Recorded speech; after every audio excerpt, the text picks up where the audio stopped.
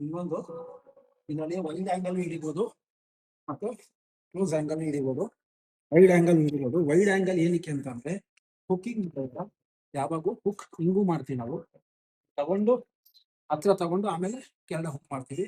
ಇನ್ನೊಂದು close angle ಮಾಡಿದಾಗ first ನಾವು ನಮ್ಮ ಕಡೆಗೆ ಎಳ್ಕೊಂಡು ಆಮೇಲೆ ಬೆಂಡ್ ಮಾಡ್ತೀವಿ. ಸೊ ಇದು ಕ್ಲೋಸ್ ಗ್ರಿಪ್, ಇದು ಸ್ವಲ್ಪ ವೈಡ್ ಗ್ರಿಪ್, ಸ್ವಲ್ಪ ವೈಡ್ ಗ್ರಿಪ್, ಇದು ಕ್ಲೋಸ್ ಗ್ರಿಪ್. ಇಲ್ಲಿಗೆ ಇಟ್ಕೊಂಡು ಪ್ರಾಕ್ಟೀಸ್ ಮಾಡಿ. ಆಮೇಲೆ ಬರ್ತಾ ಸ್ವಲ್ಪ ವೇಟ್ ಹಾಕೊಂಡು ವೈಡ್ ಗ್ರಿಪ್ಪಲ್ಲಿ ಯೂಸ್ ಮಾಡಿ. ವೈಡ್ ಗ್ರಿಪ್ಗಿಂತ ನಿಮ್ಮ ಸ್ಟ್ಯಾನ್ಸ್ ಅದು. Okay,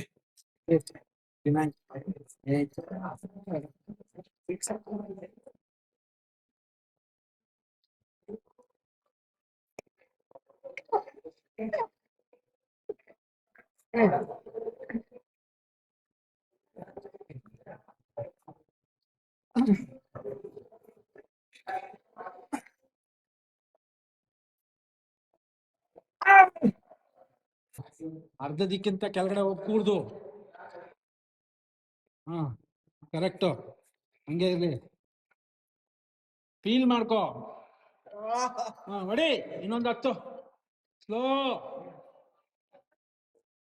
S, exhale, inhale, exhale, inhale, exhale, inhale, exhale, inhale.